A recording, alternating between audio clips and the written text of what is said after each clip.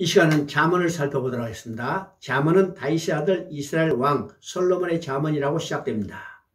성경은 솔로몬이 잠언 3000가지를 말하였고 그 노래는 1005편이라고 하고 있는데 후대에 이것들을 잠언 전도서 아가서로 편집한 것이라고 볼 수가 있습니다. 여러분, 잠언하면 어떤 선입관을 가지고 있습니까? 잠언하면 일반적으로 인생을 유익하게 살아가게 하는 어떤 격언집이나 명언집이라는 관념이 있습니다. 그런데 잠언에는 구원과 결부되는 여호와라는 호칭이 무려 87이나 등장합니다. 여호와라는 호칭은 하나님이라는 호칭과는 다르게 언약과 구속 등과 결부된 칭호입니다. 이것을 통해서 잠언서의 성격을 나타내주고 있습니다.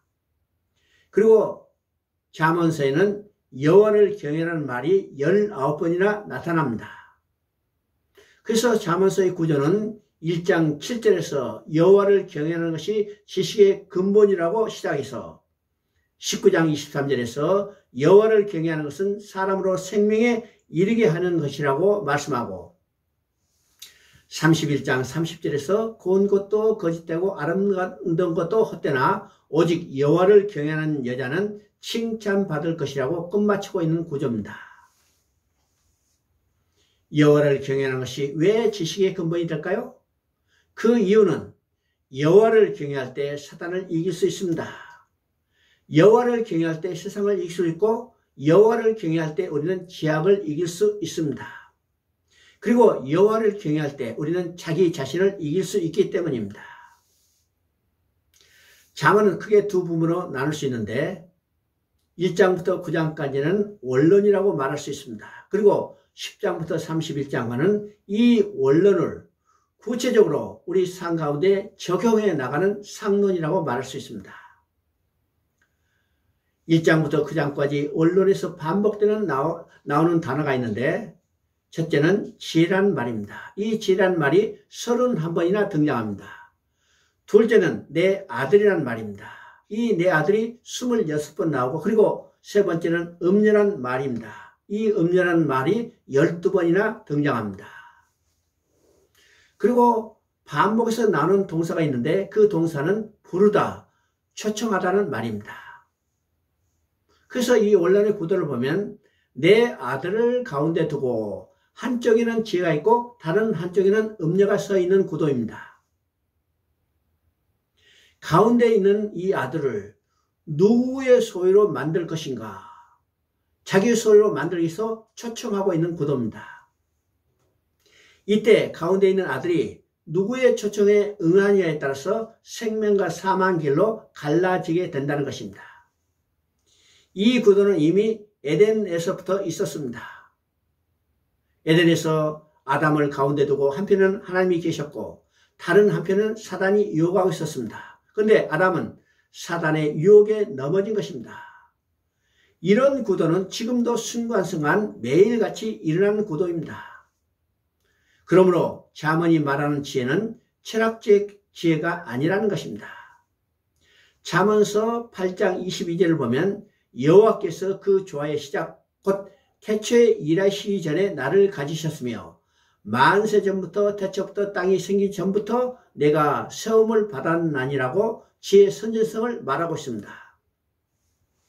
그리고 8장 30절에서는 내가 그의 곁에 있어서 창조자가 되어 날마다 그의 기뻐하신 바가 되었으며 항상 그 앞에서 즐거워하였으며라고 말하므로 창조자가 됨을 말하고 있습니다. 그리고 9장 5절 6절에서는 너는 와서 내 식물을 먹으며 내 혼합한 포도주를 마시고 어리석음을 버리고 생명을 얻으라고 하심으로 구원자가 되심을 말하고 있습니다. 그리고 그렇다면 선지하시고 창조자가 되신 그분이 구원자가 되셨다는 것을 말하는 거죠. 이것을 요한복음 1장을 보면 선지하셨던 분, 창조자가 되신 분, 잔치에 초대하신 분, 나의 영을 부어주신 분은 말씀이 육신이 되어 이 땅에 오신 하나님이신 곧 예수 그리스도를 말합니다. 그래서 잠언에 말한 지혜는 철학적인 지혜가 아니고 바로 예수 그리스도를 지칭하는 것입니다. 잠언 1장 20절 23절에 보면 지혜의 초청과 책망과 약속이 있습니다. 지혜가 길거리에서 부르며 광야에서 소리 높이며 이렇게 지혜가 부르고 있는 것을 보게 됩니다. 길거리에 서서 광장 높은 층계에 서서 광장에 모여 서성거리고 있는 군중을 향해서 소리 높여 외치고 있습니다. 그러므로 잠언의 지혜는 철학 서적 속에 있는 그런 지혜가 아닙니다. 성문 어귀와 성중에서 그 소리를 바라는 복음 전도자의 외치는 소리인 것입니다. 23절에서는 세 가지를 말하고 있는데 첫째는 책망을 듣고 돌이키라, 즉 회개하라는 것입니다. 두 번째는 나의 영을 너에게 주겠다는 말씀입니다. 이는 성령을 가리키는 것입니다. 세 번째는 나의 말을 너에게 보이리라고 전해줄 말씀이 있기 때문이라는 것입니다. 그러면 나의 영, 곧 성령을 부어주겠다 하시는 것은 성령으로 아니하고는 여호와를 경외, 즉 누구든지 예수를 주시라고 할 수 없기 때문입니다. 잠언의 삶을 살아갈 수 없기 때문입니다. 잠언 2장은 두 부류, 두 길, 두 종말을 대조해서 보여줌으로 마치고 있습니다. 8절에 보니까 성도들의 길과 12절에 보니까 악한 자의 길, 그리고 19절에는 생명의 길과 또 사망의 길, 20절에는 선한 자의 길과 의인의 길, 이렇게 21절과 22절에는 정직한 자, 악한 자, 완전한 자, 간선한 자, 거할 자, 끊어질 자, 남아있는 자, 뽑힐 자가 대조되어 있습니다. 모든 사람들은 이 두 길 중 어느 한 길을 가고 있는 것입니다. 이것이 하나님이 예비하신 완전한 지혜가 내 마음에 들어가며 너를 지켜 구원하리라는 의미입니다. 잠언 4장 18절에서 23절에서도 의인이 길 있고 악인이 길이 있다고 말합니다. 잠언 8장과 9장에는 지혜의 다른 면이 나타나는데 8장은 창조자로 계시되어 있고 9장은 너는 와서 내 식물을 먹이며 포도주를 마시고 생명을 얻으라 함으로 구속주로 계시되어 있습니다.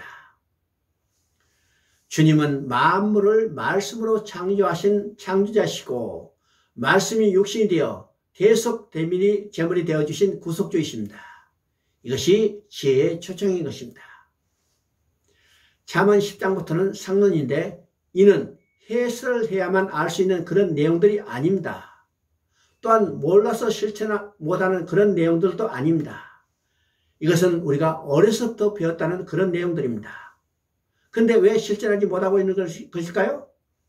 그 원인은 이런 삶을 살아야 하는가를 그에 대한 당위성, 곧 원리에 확고하지 못하기 때문인 것입니다.